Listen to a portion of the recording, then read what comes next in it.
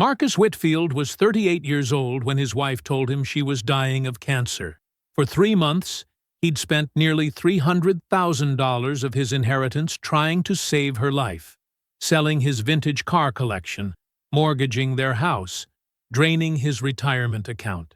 That Tuesday afternoon, Marcus left work early to surprise Simone at her chemotherapy session, but the treatment center had no record of her, no patient by that name.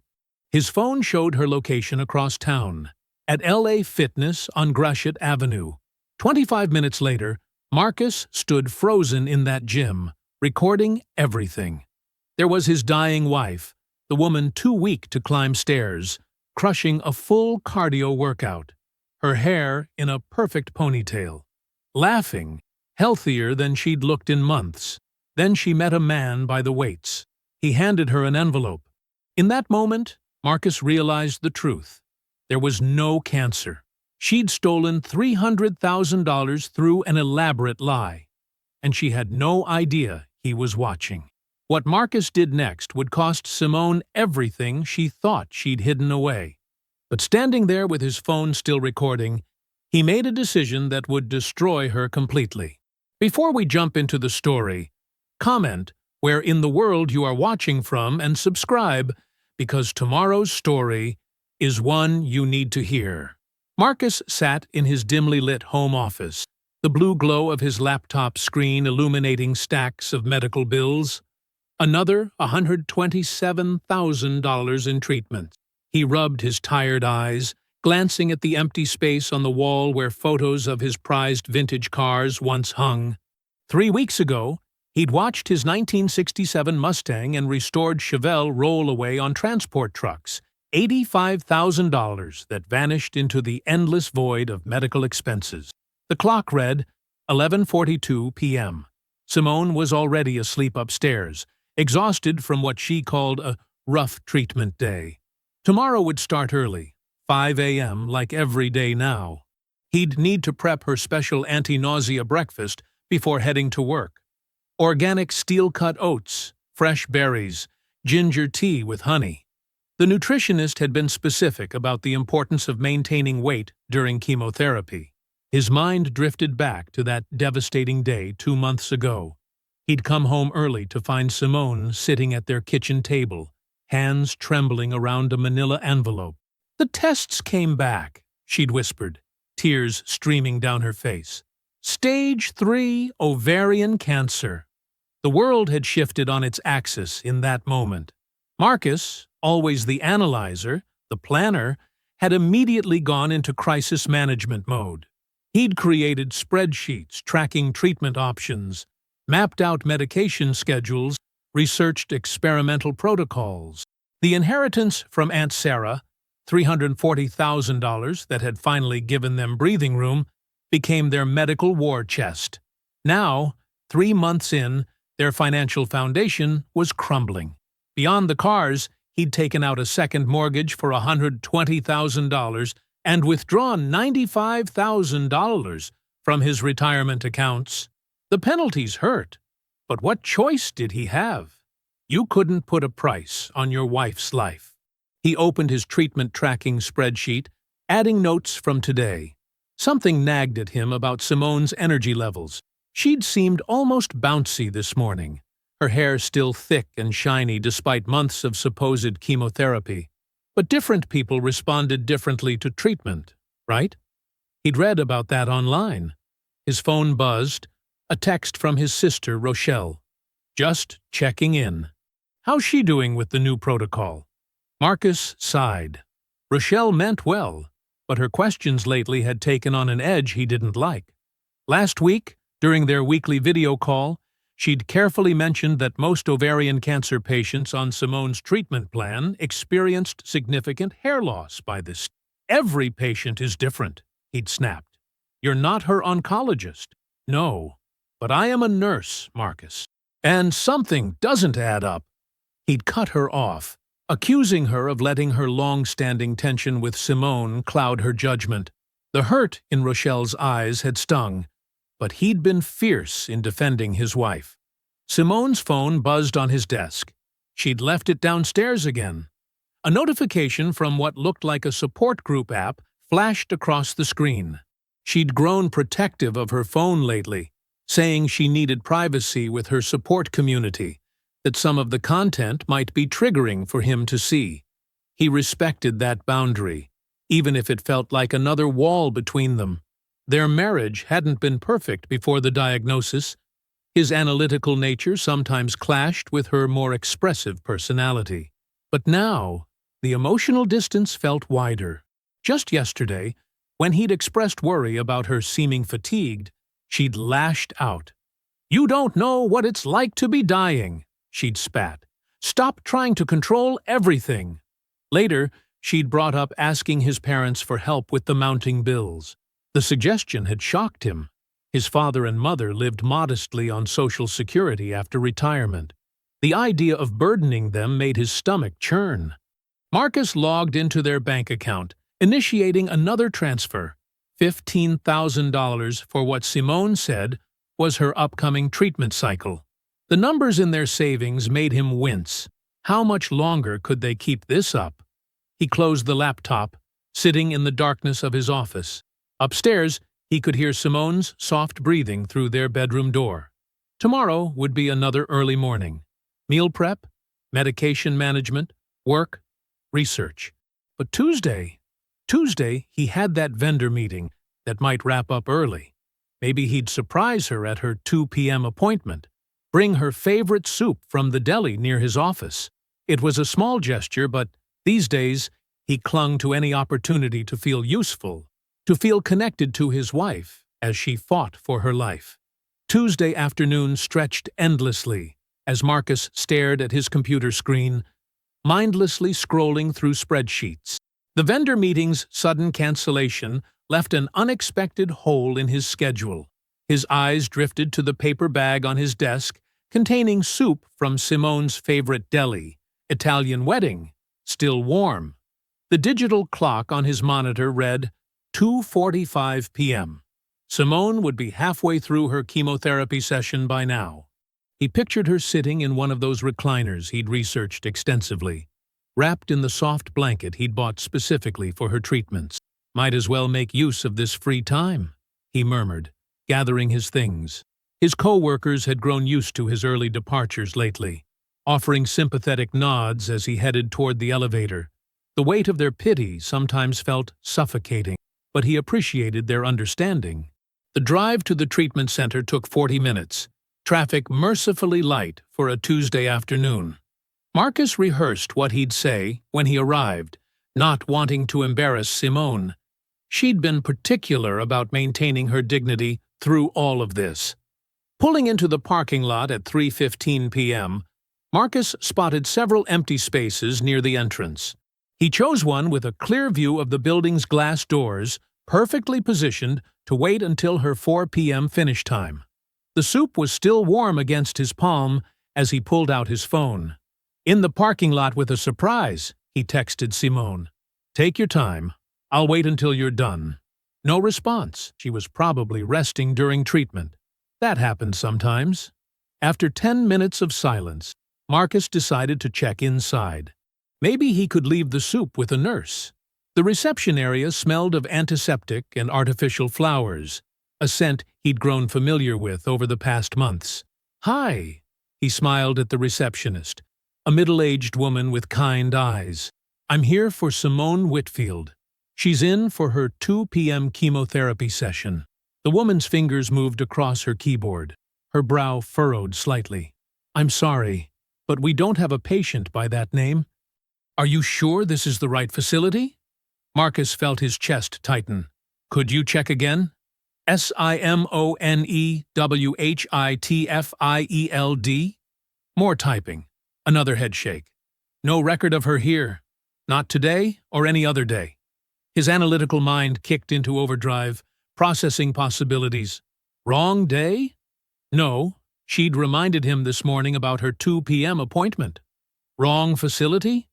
He pulled out his phone, checking the address Simone had given him. The numbers matched exactly. "There must be some mistake," he said, his voice hollow. "She's been coming here for months. The receptionist's expression shifted from helpful to concerned. "Sir, I've worked here for 12 years. I know all our regular patients. I've never seen anyone by that name."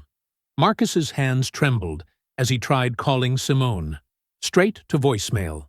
His throat felt dry as he opened their shared location tracking app, something she'd insisted on setting up in case of emergencies during treatment. The blue dot marking her location pulsed mockingly. LA Fitness on Gratiot Avenue, clear across town. The 25-minute drive that followed felt like moving through molasses. His mind raced through scenarios, each worse than the last. His hands gripped the steering wheel so tightly his knuckles turned white, yet they wouldn't stop shaking.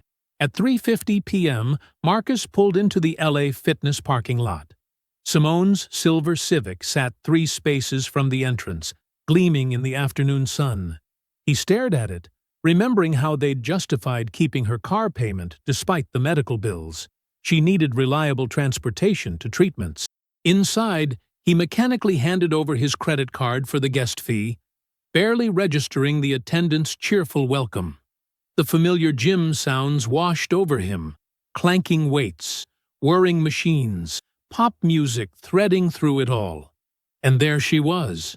Simone moved with fluid grace on the elliptical machine, her body strong and steady. Sweat darkened the designer workout clothes he'd never seen before, brands they couldn't afford with their mounting medical debt. Her hair, supposedly thinning from chemotherapy, bounced in a high ponytail, thick and healthy as ever. Marcus stood frozen behind a support column, his phone automatically rising to record. He watched as his wife, who this morning had barely been able to eat breakfast due to treatment nausea, completed a vigorous cardio workout. She laughed at something on her phone screen, her face radiant with health and energy. As she finished her workout, wiping down the machine with practiced efficiency, a man approached from the weight area. He was fit, handsome, maybe mid-40s, carrying himself with easy confidence. Simone greeted him with a familiar embrace. Not romantic, but comfortable, practiced. They spoke animatedly, their body language suggesting long acquaintance. The man reached into his gym bag and handed Simone an envelope. Marcus's phone captured it all. The conversation, the envelope exchange, their easy rapport. His hands were steady now, filmmaker still, as he documented the collapse of his reality. When Simone and the man separated, Marcus followed her at a distance toward the locker room hallway. He waited, phone still recording, as she emerged fresh and glowing. Then he stepped directly into her path. "Hey, baby." He watched the emotions flash across her face like slides in a projector. Shock, panic, and then, most telling of all, an almost instantaneous recalibration into exhaustion. The mask she'd worn for months slipped, just for a moment, revealing something calculating underneath. Simone's voice quavered as she stammered, "Marcus? What are you doing here?" Her eyes darted around the hallway, scanning for escape routes like a cornered animal. "Surprising my sick wife." Marcus's voice came out cold and controlled, surprising even himself. "Except, you're not at chemo. You're here, looking healthier than you have in months." Simone's hand fluttered to her throat, a gesture he'd seen countless times during her symptoms. Now it looked rehearsed, theatrical. "I can explain. Dr. Morrison said light exercise would help with my treatment. I didn't want to worry you." "Stop!" Marcus held up his phone, still recording. "I went to the treatment center, Simone. They've never heard of you." For just a moment, the mask cracked completely. Marcus saw something he'd never witnessed in 8 years of marriage. Raw calculation and fear in his wife's eyes. Then, like a switch being flipped, tears welled up. "Marcus, please," she whimpered, reaching for him. "You don't understand." "Show me your medical records," he cut in. "Right now. Your treatment schedule, your prescription bottles. Show me everything. I need to go home. I'm not feeling well. Show me, now." or I'm calling the police and reporting medical fraud. He watched as Simone cycled through tactics with frightening efficiency. First came more tears, then righteous anger. How dare you ambush me like this? When that didn't work, she switched to accusations. This is exactly like you. So controlling, never trusting me. Finally, she tried practicality. My records are all at home. We can talk about this there. Marcus didn't budge. His voice remained steady, though his heart hammered against his ribs. Right now, Simone. She glanced around the hallway where a few gym members were starting to stare. Fine, she snapped. We'll talk at home. But you're humiliating me in public. They walked to their separate cars in silence. As soon as Marcus was alone in his vehicle, his hands started shaking again. He pulled out his phone and called Rochelle. You were right, he said, his voice trembling. She was at the gym. She's not sick. Rochelle's response came immediately, sharp and clear. Don't confront her alone. I'm coming over. There was rustling in the background. She was already moving. And Marcus, don't let her know what you're planning. If this is fraud, she'll destroy evidence. Those words acted like an anchor, transforming Marcus's shock into something colder, more calculated. By the time he pulled into their driveway, his hands were steady again. Inside, Simone was already in crisis mode. She paced their living room, her gym clothes exchanged for the oversized sweater she often wore to appointments. Yes, I exaggerated some symptoms, she admitted, words tumbling out. But I am sick, just not as bad as we thought. The doctors made some mistakes with the initial diagnosis.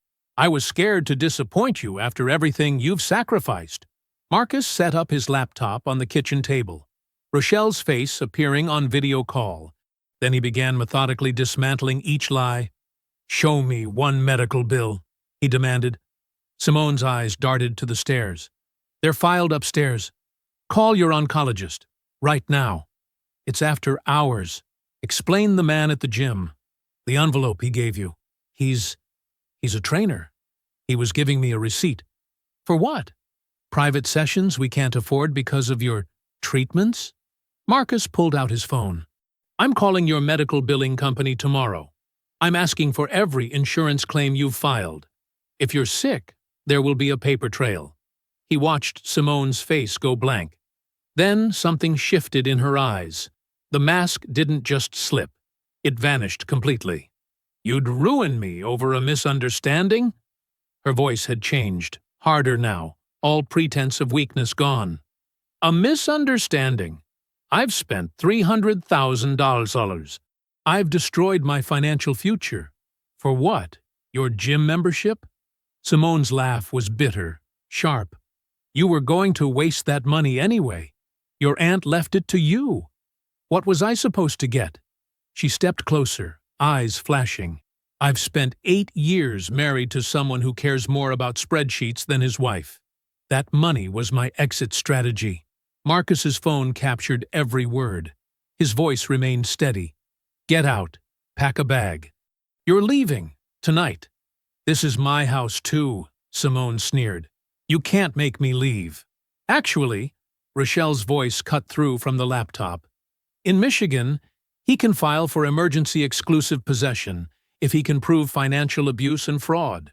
Which he can. Pack your shit, Simone. Simone grabbed her gym bag, spitting her parting words like venom. You'll never prove anything. And even if you try, you'll look like the fool who fell for it. Good luck explaining to everyone how stupid you were. The door slammed behind her. Marcus sat in the sudden silence of his house, the house he'd double-mortgaged for a fake illness. Rochelle's face on the screen showed a mixture of fury and concern. What do you want to do? She asked softly. Marcus's voice came out steady and cold. I want to know everything. Who that man is, where the money went, what she was planning. Then I want to take it all back. With interest. The clock on his laptop showed 11 p.m. Tuesday was ending, but something else was just beginning. Marcus sat at his dining room table, surrounded by the evidence of his wife's betrayal. Bank statements, medical bills, and receipts covered every inch of the wooden surface. The harsh glow of his laptop screen illuminated 3 meticulously organized spreadsheets, each tracking a different aspect of Simone's fraudulent medical expenses. It was 12:30 a.m. on Wednesday, and sleep felt impossible. Rochelle's face on the video call looked tired but determined as she sipped coffee in her own home. "Let's go through the Northwestern Memorial claims again," she said, shuffling through papers on her end. Marcus's fingers flew across the keyboard, his project management skills repurposed for documenting fraud. January 15th, she claimed $2,500 for specialized treatment. February 3rd, $8,150 for what she said was experimental therapy. Neither of those dates makes sense with standard ovarian cancer protocols, Rochelle noted, her nurse's training evident in her precise analysis. And Northwestern Memorial doesn't even offer the treatment she described. They worked methodically through the night. Marcus created detailed timelines, transaction histories, and withdrawal patterns. His analytical mind, usually focused on automotive supply chains, now tracked the systematic drainage of his accounts. Every few hours, Rochelle would call another medical facility using the information from papers Simone had left behind. University of Michigan Medical Center has no record of a patient named Simone Whitfield, Rochelle reported after one call. Neither does Henry Ford Hospital. At 3 a.m., they examined the prescription bottles Marcus had found in Simone's drawer. Under the harsh kitchen light, Rochelle guided him through checking the labels. "These are vitamin D supplements," she said, her voice tight with anger. She just pasted fake pharmacy labels over them. By sunrise, Marcus had compiled everything into a comprehensive document. His eyes burned from staring at screens, but his mind remained sharp. At 7 a.m., he called DeAndre, his friend who worked as a forensic accountant. "I need your help," Marcus explained, his voice hoarse. "My wife's been stealing from me. I need to know how much and where it went." DeAndre's response was immediate. "Send me everything you have. I'll start right now." Marcus emailed his files and called in sick to work, citing a family emergency. His boss, hearing the strain in his voice, didn't question it. Throughout Wednesday morning, DeAndre's findings trickled in through urgent emails. Each revelation hit Marcus like a physical blow.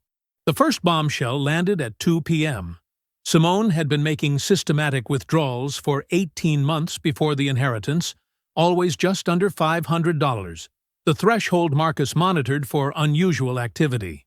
"She knew your habits," DeAndre explained over the phone. "Knew you'd notice larger amounts, but these small withdrawals added up to $47,000 over time." Marcus felt sick. While he'd been planning their future, Simone had been plotting her escape. The investigation into the mystery man from the gym yielded equally devastating results. DeAndre's reverse image search through social media revealed Terrence Wilcox, not a personal trainer, but Simone's direct supervisor at the medical billing company. Photos showed them at company events dating back 2 years, looking far too comfortable together. "Look at these comments," DeAndre said, sending screenshots. "You two make such a great team. Couple goals. And here's the kicker. He's married with 2 kids, under 6. Marcus studied Terrence's social media profile, seeing a smiling family man with his wife Alicia and their young children. The envelope exchange at the gym took on new meaning. Was it cash? Documents? Evidence of their collaboration. But the final revelation, delivered by DeAndre at 8:30 p.m., struck hardest. Most of the stolen money hadn't been spent at all. Through careful tracing of cashier's checks and deposits, DeAndre found an account at another bank, opened in Simone's maiden name. Current balance, $287,000, DeAndre reported grimly. At 9 p.m., Marcus stared at the account statement, his aunt's legacy sitting in his wife's secret account. The systematic precision of it all stunned him. This wasn't reckless spending or impulse theft. This was calculated extraction. DeAndre closed his laptop with a heavy sigh. Man, she was planning to divorce you, claim this as premarital assets somehow, and leave you with all the debt. Marcus felt something shift inside him, his rage transforming into crystal-clear purpose. He pulled out his phone and texted Rochelle, "I need a lawyer, the best family law attorney you know, tomorrow morning." Marcus sat in the polished office of Patricia Owens, watching as the attorney methodically worked her way through his evidence. The morning sun filtered through vertical blinds, casting stark lines across the 3 heavy binders on her desk.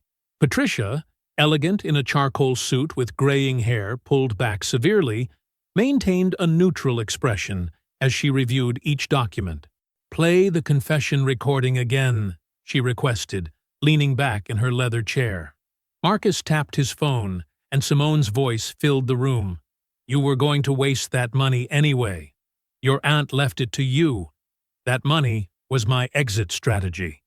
Patricia's eyes narrowed. She made another note on her legal pad, then lifted the gym surveillance photos. "And this man, Terrence Wilcox, he's her direct supervisor at the medical billing company?" "Yes," Marcus confirmed. "DeAndre found evidence they've known each other at least 2 years. The envelope he handed her could be evidence of conspiracy," Patricia finished, setting down the photos. "Especially if he helped create fraudulent medical documents using company resources." She stood, walking to her window. Her reflection showed a woman who'd seen countless betrayals in her decades of family law, but something about this case had clearly struck a nerve. "Mr. Whitfield, this isn't just divorce grounds," she said, turning back to face him. "This is criminal fraud, wire fraud, theft by deception. And if Mr. Wilcox was involved in creating fake medical documentation, that's conspiracy." Marcus leaned forward. "What are my options?" "You have 3 paths," Patricia explained, returning to her desk. "Civil divorce and asset recovery. Criminal charges, or both simultaneously." She paused. "I recommend both.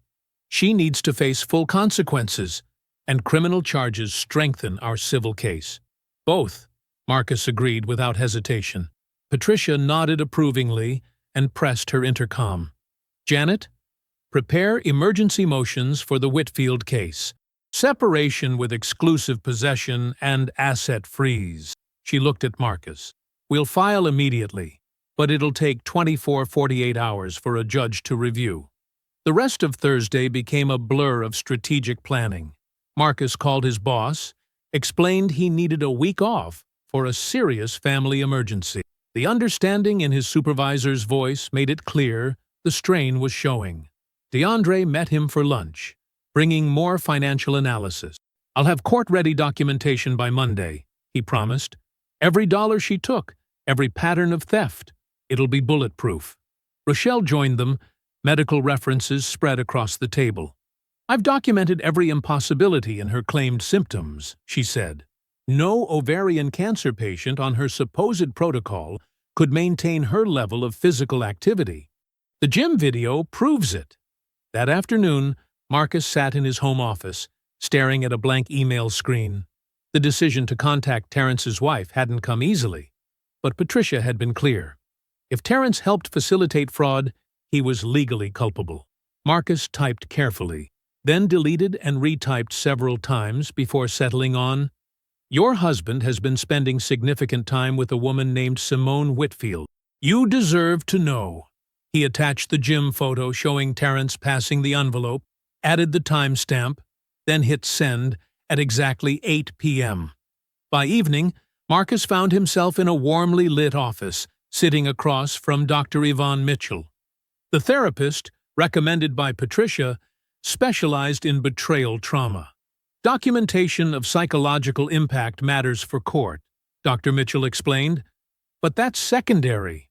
Your mental health comes first. How are you sleeping?" "I'm not," Marcus admitted. "Every time I look at our bed, I see 8 years of lies." They spent an hour working through his immediate coping strategies. Dr. Mitchell's calm pragmatism helped ground him, giving him tools to manage the waves of anger and grief. At 11 p.m., Marcus's phone buzzed with confirmation that Patricia's emergency motions had been filed.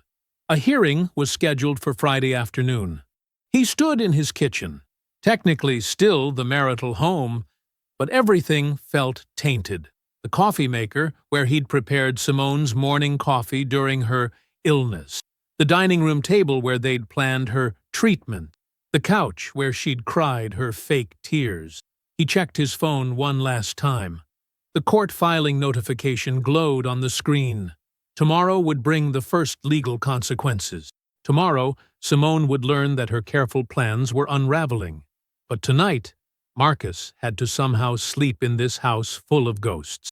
Friday afternoon sunlight filtered through the tall windows of the Wayne County Courthouse. As Marcus sat beside Patricia in the nearly empty courtroom, the wood-paneled walls and heavy furniture gave the space a weight that matched the gravity of the moment. Judge Harrison, a veteran jurist with silver hair and reading glasses perched low on his nose, methodically reviewed the emergency motions before him. "Ms. Owens," the judge addressed Patricia, "you're seeking both exclusive possession and an emergency asset freeze?" "Yes, Your Honor," Patricia responded, her voice carrying clear authority. "We have substantial evidence of systematic fraud and financial exploitation." Marcus watched as the judge examined the evidence packets, the confession recording transcript, DeAndre's detailed financial analysis showing the pattern of theft, and the medical fraud documentation. His heart pounded as the judge listened to a portion of Simone's recorded confession from the House confrontation. Simone's empty chair at the defendant's table spoke volumes. She'd been properly served at her mother's house Thursday night. Marcus had confirmed receipt of service. Her absence likely stemmed from arrogance, assuming this was merely procedural posturing that couldn't hurt her. Judge Harrison removed his glasses, rubbing the bridge of his nose. "The evidence presented is deeply concerning," he stated. "The systematic nature of the deception, the substantial sums involved, and the elaborate medical fraud scheme."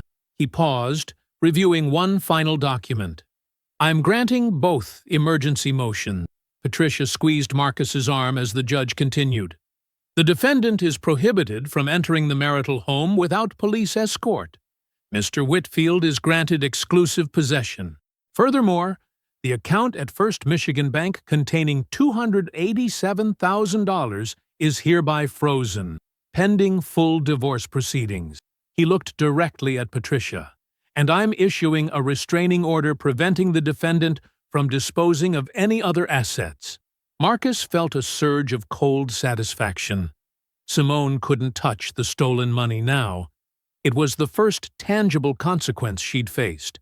But across town, another storm was breaking.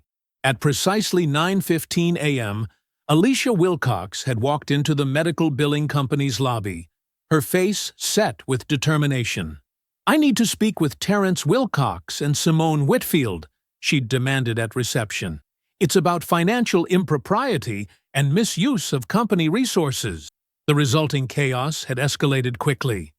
HR Director Janet Chen had been called when Alicia refused to leave without answers. The mention of fake medical documents on company letterhead had triggered immediate concern. By early afternoon, both Terrence and Simone were called into separate meetings and placed on administrative leave pending investigation. The HR investigation moved with surprising speed. It pulled Terrence's system access logs, discovering multiple instances where he'd created medical documents outside normal business operations. The documents matched dates when Simone had claimed treatments, documents she'd likely shown Marcus as proof. "This isn't just an inappropriate relationship," Janet Chen had told her superiors.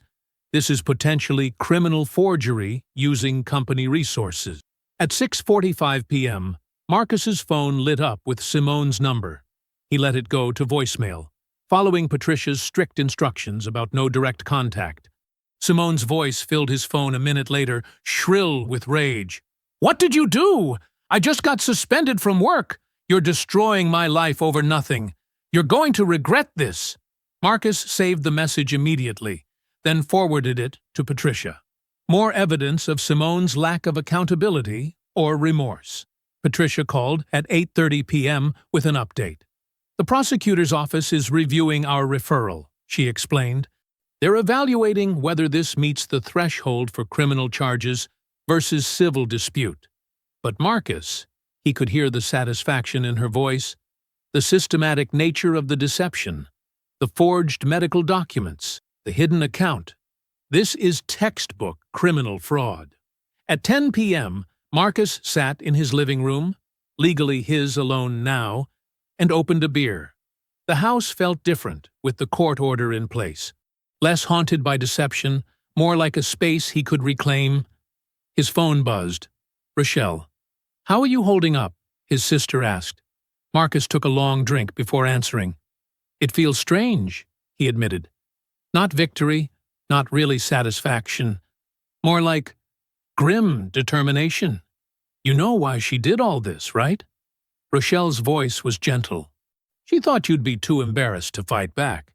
"Yeah," Marcus said, looking around at the home he'd nearly lost. "She was wrong about that." "The hard part's coming," Rochelle reminded him. "Depositions, testimony, facing her in court." "I'm ready," Marcus said, and he meant it. 3 days had passed since he'd stood in that gym, watching his reality shatter. 3 days since he'd decided to rebuild it. On his terms. Monday morning sunlight streamed through Marcus's kitchen window as he reviewed another stack of bank statements, adding notes to his already extensive documentation. His phone showed 12 missed calls from Simone over the weekend, all ignored per Patricia's instructions. He'd spent Saturday organizing evidence into categories and Sunday in an intense therapy session with Dr. Mitchell, processing his anger in healthy ways. At 8:30 a.m., Patricia's call lit up his phone. Simone's public defender requested a mediation session, she announced without preamble. "It's mandatory before trial anyway, but they're clearly scared. They want to settle fast." "How fast?" Marcus asked, straightening papers on his kitchen table. "Tomorrow morning. They're pushing for urgency, which means they know how bad this looks." The prosecutor's initial review has them spooked. Marcus spent Monday in Patricia's office, methodically reviewing their evidence. They organized it into clear categories: financial fraud, the systematic theft over 18 months, medical deception, forged documents, fake prescriptions, non-existent appointments, and conspiracy, Terrence's involvement in creating fraudulent paperwork. "She'll try to paint you as controlling," Patricia warned. "She'll claim she needed secret funds to escape. We counter with joint account statements showing you never restricted her access." By late afternoon, Marcus faced another challenge, telling his extended family before legal proceedings made everything public. He called his parents and Rochelle, inviting them for dinner. His mother offered to bring food, but Marcus insisted on cooking. He needed the normalcy of the activity. At 6 p.m., they gathered in his dining room. Beverly, his mother, immediately noticed the stacks of papers and folders. Jerome, his father's weathered hands still showing traces of his electrician's career, sat quietly observing his son's demeanor. Marcus had prepared a presentation, organizing it the way he would at work. He showed them the timeline first, 18 months of systematic small withdrawals, then the elaborate cancer scheme coinciding with his inheritance. He played portions of Simone's confession, watched his mother's face crumple with fury. The gym video drew gasps, Simone's healthy appearance shocking after months of supposed illness. "That thieving," Beverly couldn't finish, tears of anger in her eyes. "We watched you sell everything, Marcus. We saw how it was killing you to think she was dying." Jerome's response carried the weight of his years of union work, where a handshake meant something. "Son, you do what you need to do. Get your money back and move on." She made her bed. Despite their limited retirement income, they immediately offered financial help. Marcus refused, but felt strengthened by their unwavering support. They stayed until 10 p.m., helping him organize documents and offering perspectives from their own lives about betrayal and recovery. Tuesday morning arrived crisp and clear. The courthouse conference room felt smaller than Marcus expected, its bland walls and fluorescent lighting creating an appropriately sterile atmosphere for what was to come. Simone's entrance was jarring. Gone was the polished woman who'd manipulated him for years. She wore what appeared to be her mother's old blouse, her hair pulled back severely, face bare of makeup. Her eyes were red-rimmed, but held a hardness that revealed her true nature. Even now, she saw herself as the victim.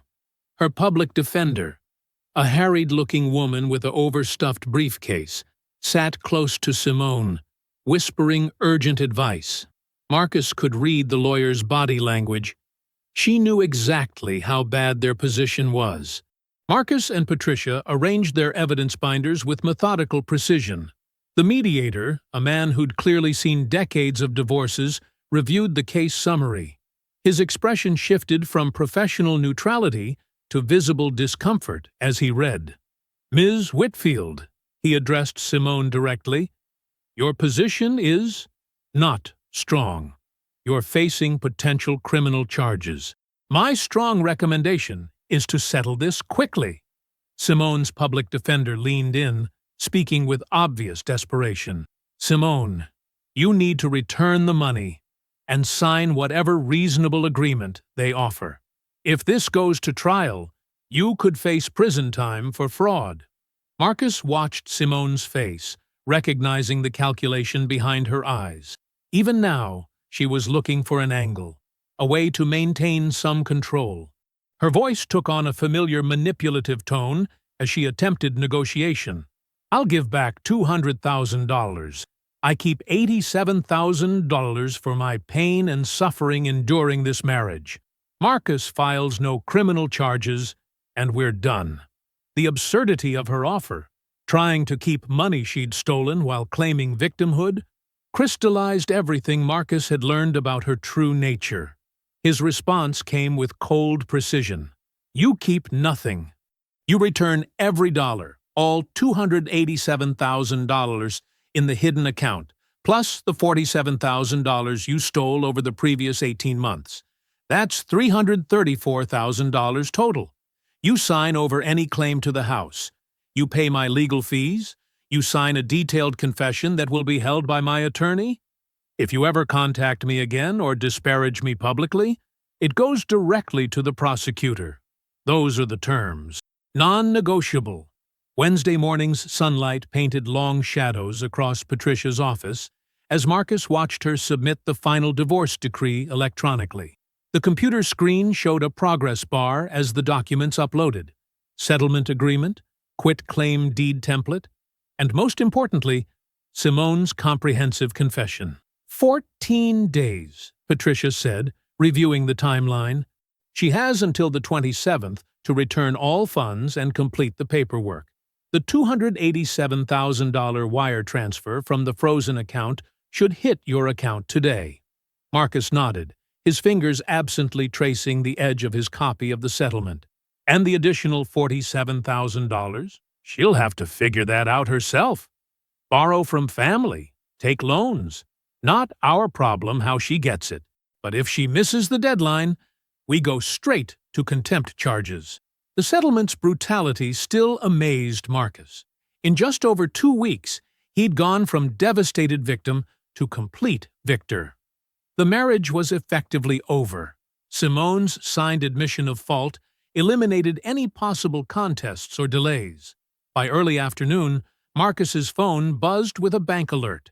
$287,000 deposit processed. Seeing the numbers made it real. The money was back where it belonged. "We're not done," Patricia reminded him, preparing another set of documents. "The prosecutor needs her signed confession and your victim impact statement. Are you ready to detail everything? The emotional toll? The financial devastation?" Marcus had spent hours crafting his statement, ensuring every word carried the weight of his experience. He described selling his cherished cars, thinking they'd save his wife's life, the sleepless nights researching treatments that never existed, the shame of asking friends for recommendations for oncologists who would never see Simone, because she was never sick. Thursday brought swift action. Angela Reeves, the prosecutor assigned to the case, filed criminal charges by mid-morning: wire fraud, theft by deception, and financial exploitation of a family member. Marcus watched from his office as local news reported Simone's arrest at her mother's house. She was processed and released only after her mother mortgaged her home for bail money, another cost of Simone's deceptions spreading to those around her. DeAndre's discovery of the GoFundMe scheme had particularly infuriated Marcus. The page featured Simone's best sick photos, carefully staged to look gaunt and tired. Her posts spoke of experimental treatments insurance wouldn't cover, tugging at strangers' heartstrings. The $12,000 she'd raised came from people who thought they were helping save a life. Marcus compiled everything for GoFundMe's fraud department: the confession, criminal charges, proof of her perfect health. The platform's response was immediate: full refunds to all donors and a permanent ban for Simone. The GoFundMe fraud actually makes the criminal case stronger, Angela explained, when Marcus provided her the additional evidence. It shows pattern and premeditation. She didn't just steal from you, she systematically defrauded multiple victims. Friday brought the culmination of the medical billing company's investigation. Marcus received a call from their HR director asking him to verify certain details. By afternoon, both Simone and Terrence were terminated for cause. The company's report to the state licensing board was damning. Terrence had abused his credentials and system access to create fraudulent medical documents, a serious ethical violation that would likely end his career. Terrence's world collapsed simultaneously. Alicia's divorce filing was aggressive and comprehensive. Her attorney had documented every suspicious transfer, every business loan to Simone, every lie Terrence had told to cover his involvement.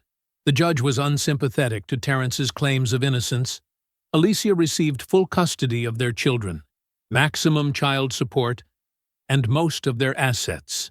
Friday evening found Marcus in Angela Reeves's office, reviewing the plea deal she'd crafted. The prosecutor was a serious woman who spoke with precise clarity about consequences. 3 years supervised probation, she outlined. 500 hours of community service, full restitution of your legal fees, $35,000, and most importantly, a permanent criminal record. What if she refuses? Marcus asked. Then we go to trial. With your evidence, her confession, and the additional fraud charges, she's looking at potential prison time. She has no defense and no money for a private attorney. She'll take the plea. Marcus considered this. Is it enough? Angela leaned forward, her expression firm. She'll be a convicted felon. She'll never work in healthcare or financial services again. She'll struggle to find housing or employment, and everyone will know what she did. That's justice. Marcus nodded slowly, processing the comprehensive nature of the consequences. 2 weeks since he'd stood in that gym watching his wife run on an elliptical machine during her supposed chemotherapy. 2 weeks that had transformed both their lives permanently. Monday morning's sun filtered through Marcus's office blinds as he read the email from Patricia. Simone accepted the plea deal, sentencing hearing next Tuesday at 10 a.m. His fingers hovered over the keyboard before typing his response. I need to see her before then. Can you arrange it? Patricia's reply came within minutes, professional and measured. Conference room at my office, tomorrow at 2 p.m.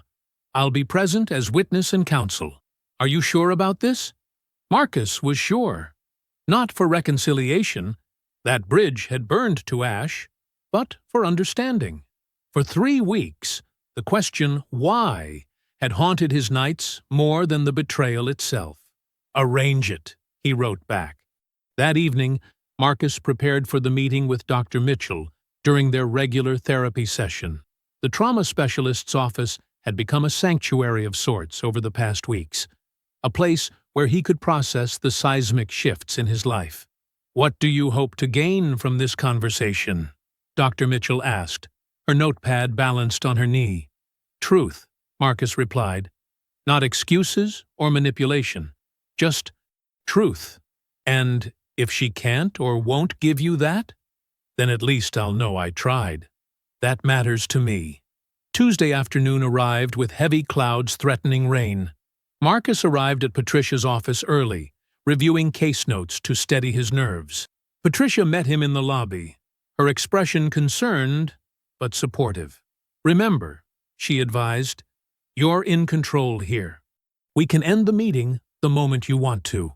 When Simone entered the conference room, Marcus barely recognized her. The woman who'd radiated charismatic energy just weeks ago looked hollowed out, aged beyond her years. Her designer clothes were replaced by plain slacks and a sweater that seemed borrowed.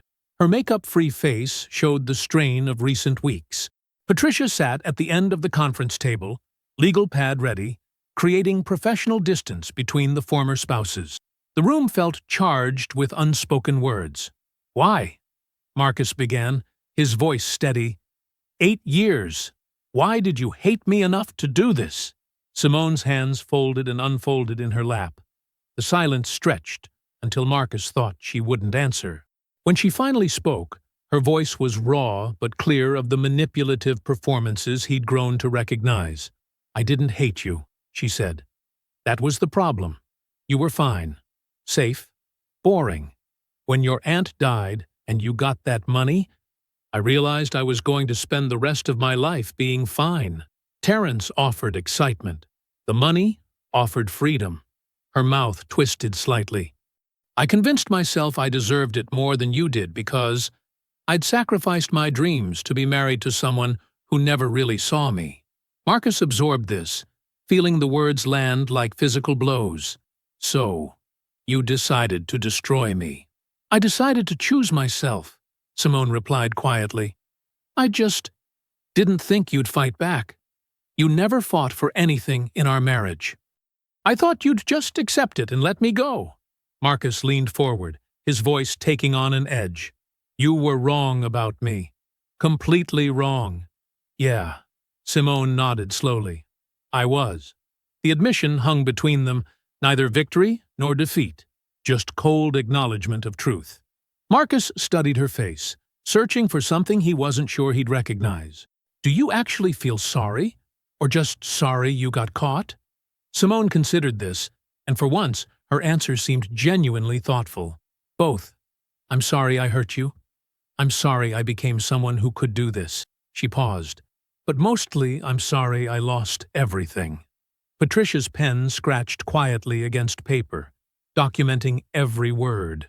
The room felt heavy with the weight of endings. I trusted you completely, Marcus said finally.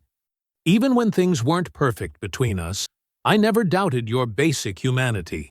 That's what you destroyed. Not just money, not just marriage, but the ability to trust. Simone's eyes showed a flicker of real pain. I know. No, Marcus corrected her. You don't know. You won't know until someone does it to you. And they probably will, because people like you, people who can justify anything, always find each other eventually. Rain began pattering against the conference room windows, nature's punctuation to his words. Simone had no response to this, and Marcus realized he needed nothing more from her. The mystery of why had been answered, unsatisfying as it was. The woman before him was exactly what she appeared. Someone who chose selfishness over loyalty, excitement over commitment, theft over honesty. Patricia closed her notepad. I think we're done here. 18 months later, autumn sunlight streamed through new cream-colored curtains in Marcus's bedroom. The morning air carried a hint of October crispness. Beside him, Kendra slept peacefully, her natural curls spread across the pillow. Marcus watched her for a moment, still amazed at how different this felt. This honest, uncomplicated love built on trust and mutual respect. The house around them bore no trace of Simone now. Every room had been repainted in warm earth tones, furniture rearranged or replaced, new art on the walls. Even the kitchen had been updated with modern appliances and granite countertops, a project Marcus tackled himself after the refinancing came through at a much better rate. The second mortgage was paid off entirely, erasing that particular reminder of Simone's deception. Financially, Marcus had emerged stronger than before. His retirement accounts were not only replenished, but growing steadily with increased contributions. The recovered money had been put to strategic use. $50,000 set aside as an emergency fund, a lesson hard learned, $25,000 donated to legitimate cancer research organizations, transforming bitter irony into meaningful purpose, and $15,000 given to a domestic violence organization specializing in financial abuse victims. The rest went toward debt elimination and home improvements. His professional life had flourished unexpectedly. Senior leadership at the automotive company had taken notice of Marcus's methodical handling of personal crisis.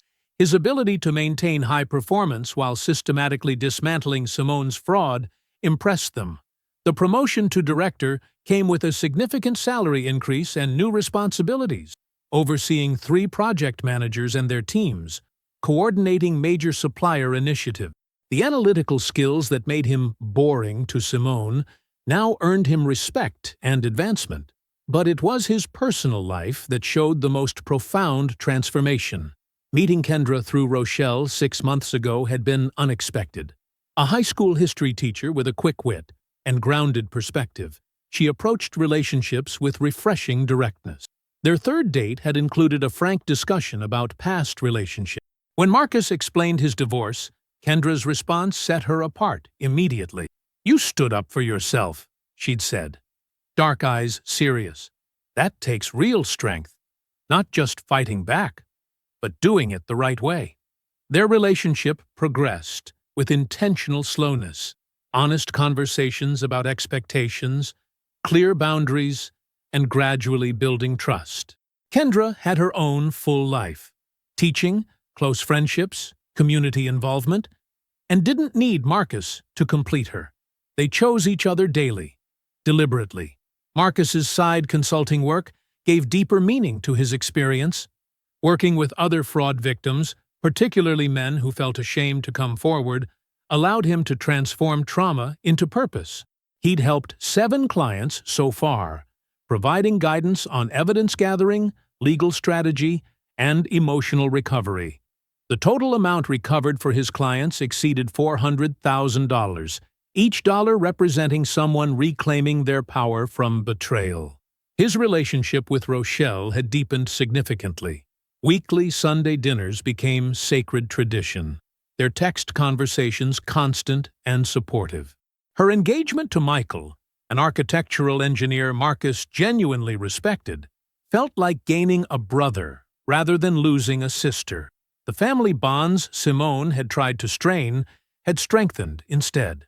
Through mutual acquaintances, Marcus occasionally heard updates about Simone's drastically changed circumstances. She worked as a receptionist at a small dental practice, the only employment her fraud conviction allowed.